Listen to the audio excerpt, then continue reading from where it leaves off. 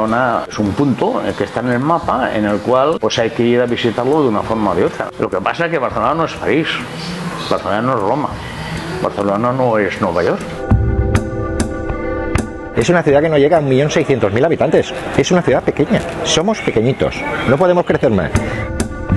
Y estamos... hay demasiada gente. Viene demasiada gente de cualquier manera, a cualquier precio. Barcelona, evidentment, no pot suportar això. Es tracta de totes les zones de Barcelona on hi ha un mínim interès turístic.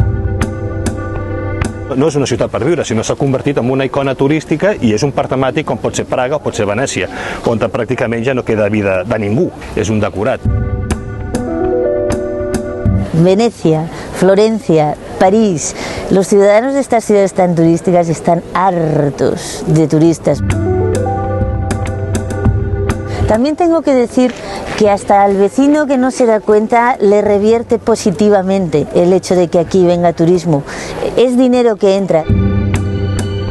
Ens venen que el número de turistes a Barcelona és el més guai, no? Arriben 4 creuers de cop, massivitat, no? Massivitat.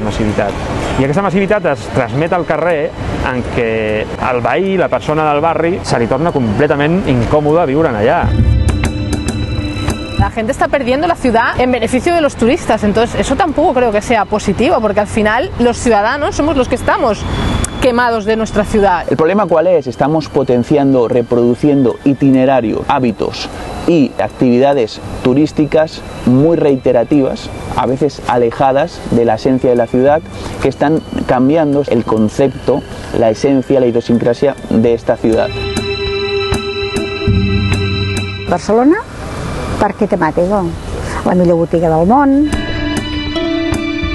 El turismo no va a ser para siempre, el turismo nos está cargando otras formas de vida y además no podemos aceptar, no podemos vivir, no podemos sostener estas riadas de gente día tras día. Per mi és tremendo i fa pena perquè perd tot el que era l'encant de la ciutat.